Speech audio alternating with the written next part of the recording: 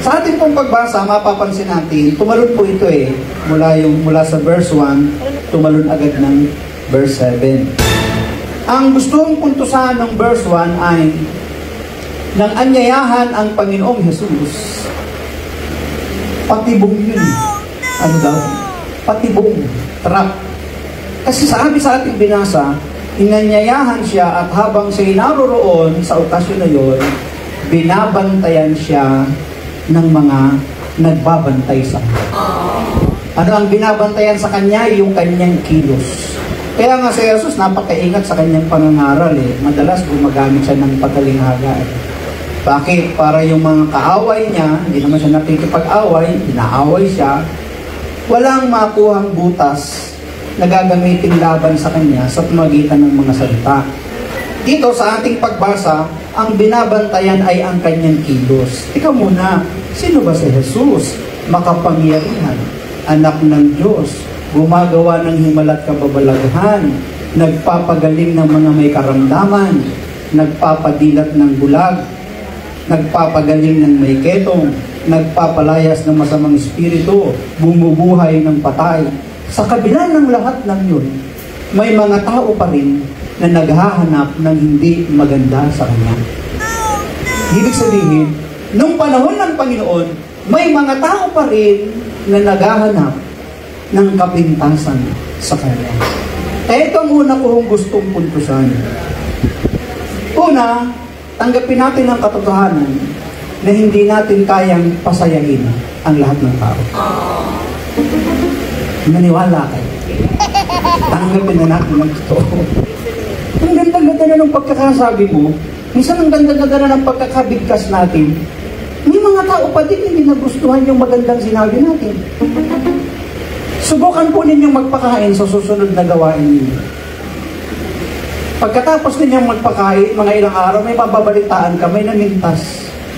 Pag ganun ang lasa ng kanyang pagkain, kulang sa lasa, sobrang tamis. Tingnan ninyo, minsan totoo. Gumawa ka na ng lahat ng mabuti, nag-effort ka na, gumastos ka na, minsan hindi pa rin nilang pinasalamatan. Minsan may mga panahon na tumutulong sa atin, nagbibigay ng ayuda sa atin, anong sabi natin? Yun lang. Binigyan na nga tayo ng tinapay, anong sabi natin? Wala malang soft drinks. Parang kulang na kulang, hindi kontento. Meron daw isang teacher ng Biblia, nag-Bible study siya, parang katisismo sa mga bata. Ang itinuro niya sa mga kabataan niya, ng estudyante, ay yung pagiging omnipotent ng Diyos, God's omnipotence. Anong ibig sabihin? Ang Diyos ay walang hindi kayang gawin. Lahat ay kaya niya gawin. Walang hindi niya kaya. Walang imposible sa Diyos. Yes! Pagkalipas sa mga 3 linggong pagtuturo, sinubukan niya kung may natutunan ng kanyang mga estudyante. Tinanong, mga anak, sa loob ng 3 linggo na pagtuturo ko sa inyo patungkol sa God's omnipotence,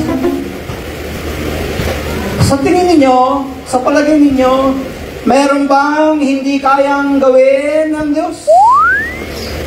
Tahimik daw yung mga bata. Parang kayo, tahimik. Yung mga ibon lang yun. So parang nadismaya yung teacher. Kasi parang wala man lang natutunan yung mga estudyante niya. Wala man lang nagtaas ng kamay, wala man lang tumayo para sumagot sa kanyang tanong. So, nagtanong uli siya. Mga anak, meron bang hindi kayang gawin ang Diyos? Kayo po, sa palagay ninyo, meron bang hindi kayang gawin ng Diyos? Mahabang katahimikan. Hanggang sa 2 pagtatanong. Mga anak, meron bang hindi kayang gawin ng Diyos? Mayroong nagtaas ang isang bata ng kamay. Medyo sumigla yung teacher. At least, meron man lang naglakas ng loob para sumagot sa kanyang tanong. Sabi niya, Iho, tayo ka. Ulitin ko yung tanong, meron bang hindi kayang gawin ng Diyos? Sumagot yung bata, meron po, sir. Ano? Hindi na kayang pasayahin ang lahat ng tao. What? Anong sabi ng bata? Hindi na kayang pasayahin ang tao. Parang totoo. Kasi sa buhay ni Jesus, sa dami ng kanyang ginawang kababalaghan, mga himala, na mabubuting bagay, bandang uli, yung mga taong ginawan pa niya ng mabubuting bagay, ang nagkaisang siya'y ipako. So,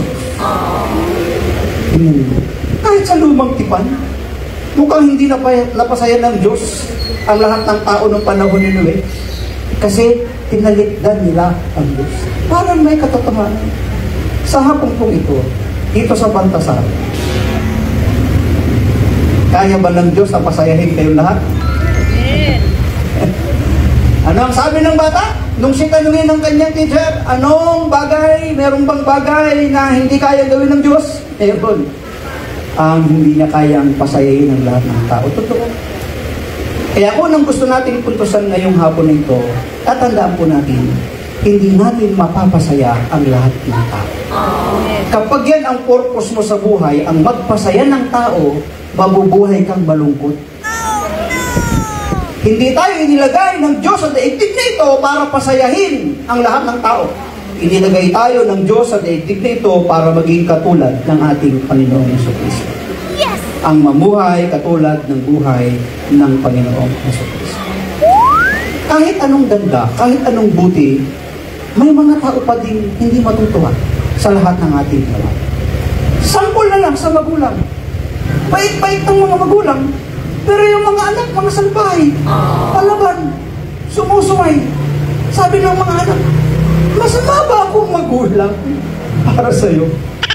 Bakit? Maraming mga anak hindi natuwa doon sa sakripisyo na ginawa ng kanyang mga magulang. Dito din sa ating gobyernong umiiral ngayon. Maraming magandang bagay, mabubuting bagay na ginagawa, pero hindi tayo natutuwa. Dito din minsan sa gawain, ginalingan mo na, pero pati hindi natuwa. Di ba? Sabi mo sa katabi mo, para nasan ba yan? Ginalingan mo ng kumanta, ginalingan mo ng tumugtog, ginalingan mo ng maging workers, ginalingan mo ng mangaral, ginalingan mo ng sa pagtupad sa tungkulin, pero pati hindi natuwa. Di ba? So, tatandaan natin, sa mundong ito, hindi natin kayang i-please ang lahat ng tao. Inilagay tayo ng Diyos sa daigdig na ito para bigyan ng kaluguran ang Diyos, hindi ang tao.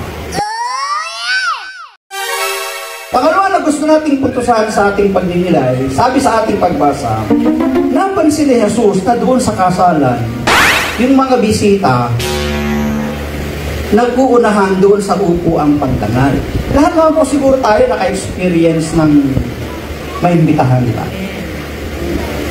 Mayroong mga VIP na table or presidential table, may pang ninong at ninang, may mga pang-abay, tapos may mga ibang table pang mga ordinaryong nag-attend lang sa kasal.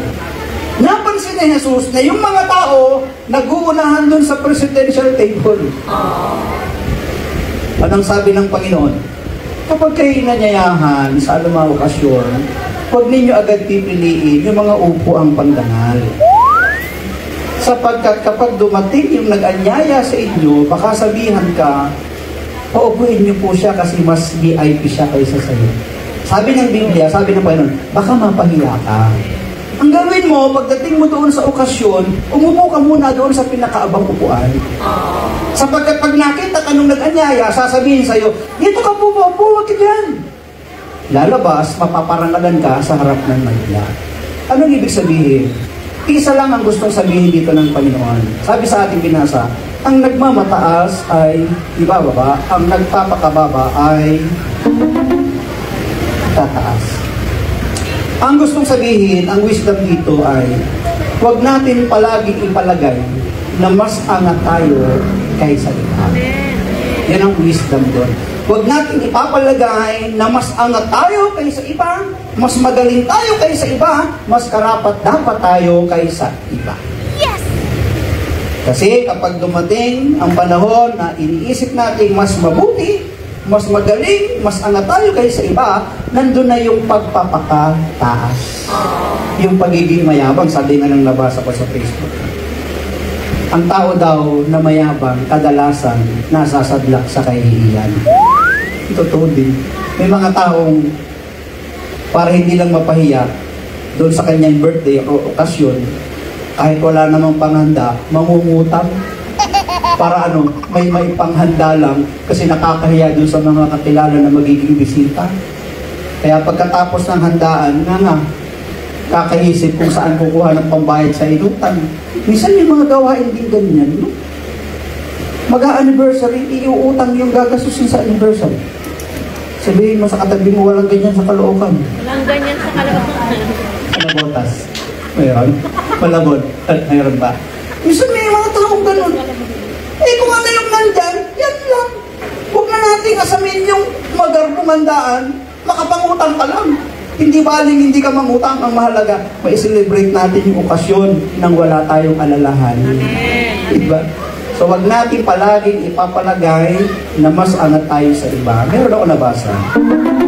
Kadalasan daw, yung mga maliit na ibon, lamang ang nakakalikha ng magagandang hilig o huni na ating narinig. Totoo yun. Diba? Pag may dumapong ibon sa bintana mo, sa tapat ng pintuan mo, pag narinig mo yung huni, masarap sa pandinig. Yes! Pero yung mga malalaking ibon, pag humuni, hindi nakakatuwa. Nakakatakot. Yung agila, buetre, pabo, nakakatakot. Diba? Anong ibig sabihin? Yung maliliit na ibon ay sumisimbolo sa mga simpleng Kristiyano at mananampalataya na mabababa ang kalooban, na hindi pinapalagay na sila'y dakila, sikat at kilala, mas angat kaysa iba. Minsan totoo din lang yun sa gawain ng Panginoon. Mas masarap kasama yung mga simple lang. Okay, nasa Davao, pinaka-head office natin yung Davao. Mag-anniversary ang Tagum. So, maaga kami malis mula Davao puntang Tagum. Maaga kami dumating sa Tagum. Alam niyo kung saan ako dinala ng mga kapatid natin, malaking bahay, laki ng bahay. Gara, pag tinignan mo, matutuwa ka eh. Pagpasok namin sa bahay, agad kami pinapasok, pinaupo dun sa sala. Pinainan kami ng merienda. Merienda kami, pagkatas merienda, kwentuhan. Hanggang inabot kami ng pananghalian. So, lipat kami doon sa table. Ang ganda ng upuan, ganda ng lamesa, ang ganda ng mga plato, ang ganda ng mga baso, yung mga kutsara at saka tinidor, dito.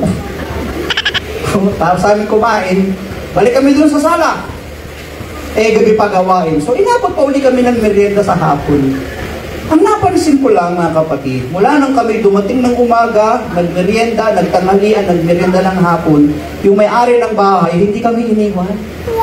Hindi sila umalis sa aming harapan. Hindi sila umalis sa aming tabi. Bakit hindi siya umalis? Sa sobrang pag-aalala na baka ibulsa namin yung mga sopan nila.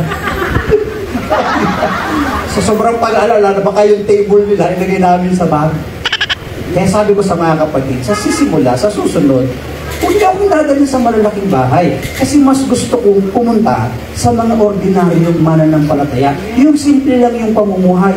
Yung tipong walang mawawala sa bahay nila.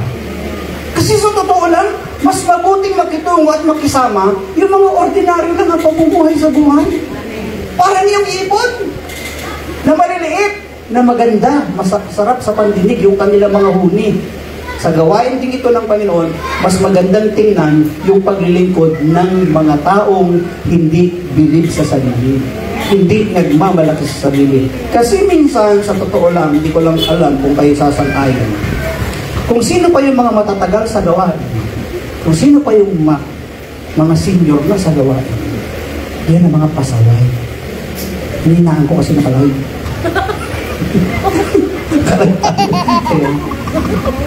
Monitor ako nakalive kasi dahil pa naman nanonood doon, 3.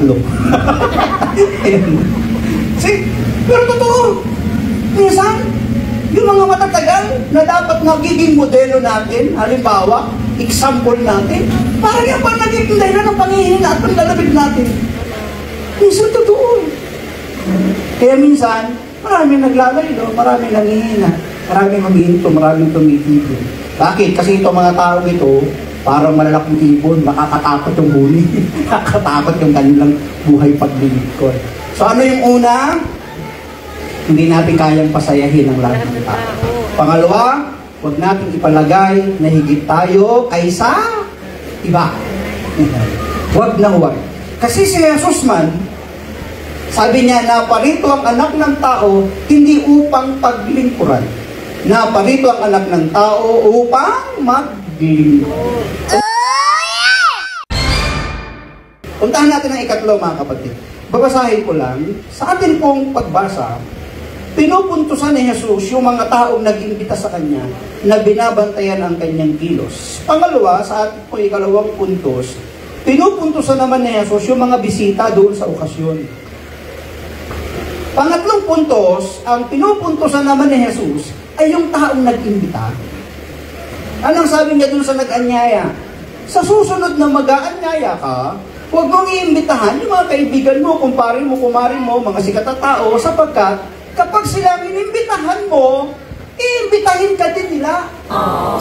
Sa gayon, masusuklian yung ginawa mo. Ibig sabihin, bayad na yung ginawa mo. Kasi may sukli na. Sa halip, sabi dito sa ating binasa, ang inyong iimbitahin ay mga nasa langsangan. Mga pilay, mga pulubi, mga bulag. Anong ibig sabihin? Sapagkat itong mga tao ito, na kapag ginawan mo ng mabuti, hindi sila makagaganti sa iyo. So ang ikatlo, ang gagawa natin ng mabuti, hindi yung makakaganti. Ang gagawa natin ng mabuti ay yung mga taong hindi makagaganti. Yes! Brad, paano naman yung aking gagawin? Mga kapatid, tatandaan po natin, wala tayong gagawin sa ating kapwa na hindi gagantihin ng Diyos. Ang akala lang natin, walang ganti. Sabi ng ating binasa, ang gantimpalang tatanggapin mo natin sa mga taong gagawa natin ng mabuti ay may ganti sa pagkabuhay na maguli ng mga matutuwa. Ibig sabihin, ang lahat ng mabuti natin gagawin, hindi masisiro. Pero kung isang matandang naratay sa ospital, ilang araw siya doon, siyempre, pag na-ospital ka, mahal ang bayad. Kwarto pa lang. Lahat may bayad eh, pati yung hinigaan mo, may bayad. Yung kumot, may bayad. Yung unan, may bayad. Lahat yun may bayad. Lahat ng gagawin sa'yo, babayaran mo. Diba? Lahat ng iinamin mo, babayaran mo. Eh, halos ilang linggo siyang naratan. Eh, ang laki na ng kanyang billing. Hindi siya makalabas ng ospital. Umaga, nilapitan siya ng nurse, sabi ng nurse sa kanya, Mother, pwede na po kayo makalabas ngayon ng ospital kahit anong oras ngayong araw. Sabi ng pasyente, paano ako makakalabas? Eh, laki pa ng bayaran ko. Sabi ng nurse, huwag na kayo magalala, may nagbayad na po. Wow! Sabi yung talaga, sino nagbayad? Sabi ng nurse, ayaw po magpakilala eh. Basta bayad na po kayo, anytime ngayong araw, kahit anong oras, pwede na kayo umuwi. Sabi nung pasyente, di ako alas ng ospital na ito. Hanggang hindi ko nakikilala kung sino nagbayad ng aking billing. Ah? O, siyempre, ano gagawin ng nurse?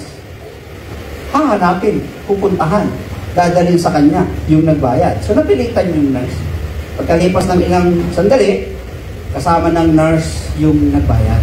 Sabi ng nurse, Mother, siya po ang nagbayad sa billing ninyo dito sa ospital. Wow! Sabi ng matanda, kaano-ano kita? Magkamag-anak ba tayo? Kilala ba kita? Sabi ng kausap niya, hindi po tayo magkaano-ano, hindi tayo magkamag-anak. Pero natatandaan niyo po ba 20 years ago, isang malakas na ulan, umugulog, kumikidlat, merong batang dumating sa inyong gate, pinagbuksan ninyo, binigay nyo ng bihisan, at tinimplahan mo ng isang basong mainit na gatas. Sabi nung lalaki, ako po yun, doktor na po ako ngayon. Wow! At binayaran na po ng isang basong mainit na gatas, yun hong inyong billing dito sa ospital. Bayad na po. Pwede na kayong makauwi. Wow! After 20 years, yung kanyang ginawang mabuti doon sa bata, nasuklian siya, after 20 years. Anong ibig sabihin? Wala tayong gagawin mabuting pagtatanim na hindi natin aanihin yung mabuting bagay na ating ginawa. Maaaring nagtatagal, pero pagdating ng panahon, aanihin at aanihin natin. Kasi minsan tayo, Ang kinukuha kasi nating mga bisita, yung alam natin, i-imbitahin din tayo. Di ba? Kasi nasa pera tayo. So ano ang ikatlo? Ang gagawa natin ng mabuti ay yung mga hindi makakilala. Pero pa isa, sa isang bansa, sa isang estado ng Amerika, yung estado ng Oregon, meron pong isang parang samahan ng mga volunteer, isang foundation. Yung foundation na ito ay mayroon silang isang programa na ang tawag sa programang yun ay Dial a Friend. Lahat ng mga miyembro, lahat ng member doon ay naka-mission sa isang hospital, sa isang facilities, na yung mga taong naroroon ay mga matatanda, yung mga dinala sa home for the aged. Kasi alam naman natin sa ibang bansa, di ba? Ang mga matatanda, kapag hindi na maalagaan ng mga anak, dinadala na sa home for the aged. Sa atin dito sa Pilipinas, hindi uso yan. Ang mga matatanda talaga natin, hanggat maaari, nasa feeling pa rin natin. Sila hindi, dinadala sa mga home for the aged. Eh alam naman natin, yung mga nasa home for the aged, malulungkot yun. Lalo kapag walang kausap. Meron nga ako napuntahan isang gawain. Siguro maglalay of 8 na siya. Malapit na siya mag-80. Nagpatotoo siya. Pero nung pinapakinggan ko, hindi patotoo eh. Alam niyo kung ano yung kanyang sinabi habang siya may hawak na microphone? Pahinanakit. Hindi patotoo. Sabi niya, birthday ko po ngayon. Ang malungkot nga lang, hindi po alam ng mga anak ko, hindi man lang naalala nila na birthday ko. Naghihinanakit. Diba? Eh, ang mga may edad pa naman, excuse me, ang mga matatanda pa naman, napakapanyan, maramdamin, sensitive yan. Gusto niya palaging may kausap. Gusto niya palaging napapansin. Mga KSP, minsan ang mga matatanda. Kulang sa pansin. Totoo yan. So, nararamdaman ng foundation na yon na ito mga nasa home for the aged, kailangan ng kausap. Kaya, sumang-ayon yung mga volunteer, mayroon silang kanya-kanyang toka na tatawagan doon sa facility. Alam po ninyo, habang kinakausap nila yung mga matatanda doon sa home for the aged, sumasaya, unti-unting nabubuhayan ng espiritu, nalilip yung kanilang buhay. Gumiginhawa, sumasaya yung kanyang buhay. Hindi po natapos doon sa pagtawag-tawag lang. Di ba? Meron akong nabasa sa text. Kapag daw ang babae ay ngiti ng ngiti habang may hawak ng cellphone, kaya daw yan mamingiti kasi kinikilig. Kinikilig. Kasi niloloko siya nung kachat niya. Ayaw, di ba? Eh kapag ang lalaki naman ang ngiti ng ngiti habang may hawak na cellphone, kaya daw yan ngiti ng ngiti kasi may niloloko na naman. Ayaw, di ba? Sumasang-ayon. So, yung tawag na yon, kapag sila yung tumatawag, nakakapag-create sila ng joy, ng saya. Pero hindi nagtapos doon sa pagtawag. Dumating yung time, pinupuntahan nila doon sa hospital, doon sa lugar, sa facilities nila. Tapos sinasamahan nila sa mga mall, sinasamahan nila mag-grocery. Ang gumagastos, ito mga volunteer. Walang gastos yung mga may edad, yung mga matatanda nandoon. So nakapag-build sila ng relasyon. Tingnan po ninyo. Kung susuriin na to, obserbahan natin, wala naman silang mapapala. Sila pa yung gumastos eh. Sila pa yung napagod. Pero dahil pinangahawakan nila ang salita ng Diyos, na ang gagawan mo ng mabuti ay yung mga taong hindi makagaganti, sapagkat hindi man nila tayo magantihan, ang Diyos ang magbibigay ng gantimpala sa atin sa paggawa natin ng mabuti sa mga taong hindi makagaganti sa atin. Sabihin mo sa katabi mo, kaya ko yan. Yeah. So, ano pa ginagawa niyo? Tumayo na ka na. Hindi ako magsalita. Ay, sige lang. So, balikan po natin yung ating pagninilay. Ano yung ating unang pinuntusan? Hindi natin kayang pasayahin ang lahat ng tao. So, ang ibig sabihin, kung hanggang saan yung magagawa nating tama at mabuti, ipagpatuloy lang natin. Hindi tayo nilagay ng Diyos sa mundong ito para pasayahin ang lahat ng tao. Inilagay tayo ng Diyos sa daigdig na ito para i-please natin ang Diyos. Pangalawa, mga kapatid, huwag nating titingnan na mas mataas at higit tayo kaysa iba. At ang ikatlo, ang gagawa natin ng mabuti ay yung mga taong hindi makagaganti sa atin.